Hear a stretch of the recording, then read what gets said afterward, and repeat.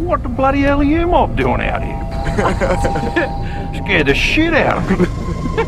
So, where do you live? Oh, I get around, you know. Never know where I might pop up. What do you actually do? I can tell you, but then I'd have to kill you.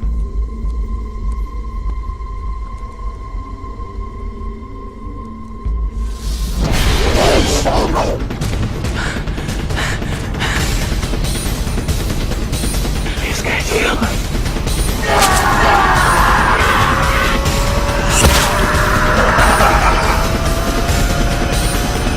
Let's play.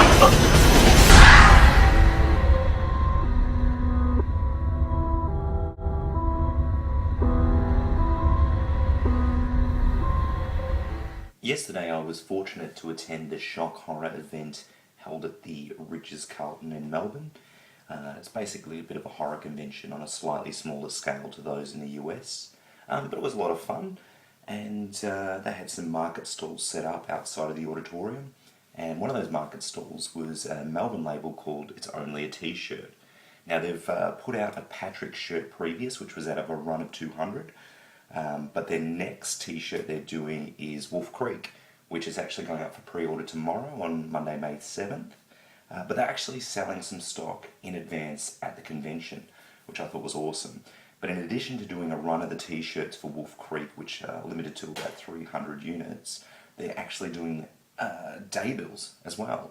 Or should I say like posters in the fashion of the traditional late 70s, early 80s Australian Daybill. And man, they look fantastic. You're looking at this right now. This is the Daybill. I've framed it this morning so you can't actually see the lower part of the Daybill. Just here actually has, for a little bit of authenticity's sake, Maps Lithoth Propriety Limited, which were a printing company that did, I'd say probably did close to 3/4 of the Daybills produced in probably the 70s throughout the very early 80s. I'm not sure when they stopped. I think the last sort of post I saw with maps printed on the bottom right hand corner would have been maybe about 87 or so. I think the last one I've got is probably Creepshow too. But yeah, the authenticity is fantastic. They've done a really, really nice job with it. And the chap who runs the company, Matt, I was the first one apparently to buy one of the Wolf Creek t-shirts and Daybills on the day. So he actually offered to hold the poster and get it signed by the director Greg McLean and actor John Jarrett, which I was delighted with. And as you can see, you've got Greg's signature just up here and you've got John's signature just below. So yeah, that was a real treat, and I'm very grateful for it. But now I'm just going to show you the actual t-shirt itself, because if you haven't seen It's Only a t-shirts before, you'll see how very unique the packaging and just the whole experience of it is. Just like It's Only a T-shirt's previous release, Patrick, Wolf Creek comes in a video cover as well. Really unique packaging in my opinion. And the white t-shirts come in the white cover, black t-shirts in the black. The video cover itself looks like one you would have found a Warner tape in, Warner Home Videotape, probably from the late 80s through to the end of their production run of VHS in, I don't know if it was the late 90s or early 2000. But yeah, similar big box case to that of Warner Home Video in Australia.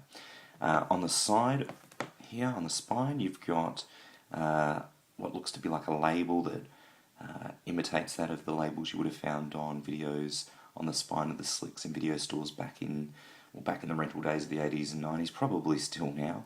And it was just a reference tool as to where the tape was kept behind the counter to correspond with the cassette, because they didn't keep the cassettes in the covers because typically people would steal them.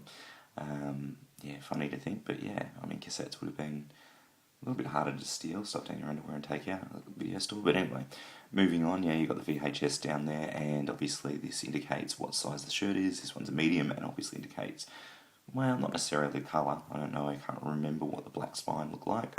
Then you've got the back of the slick here, which has a blurb about the movie, and then you've got information on the actual t-shirt itself, then information on the t-shirt company. It's Only a T-shirt, with their website and whatnot, and then again all the production details for the film itself that you would have found at the bottom of the Daybill. So let's open it up and have a look inside. Now I've got to admit, I have taken the t-shirt and had a look at it.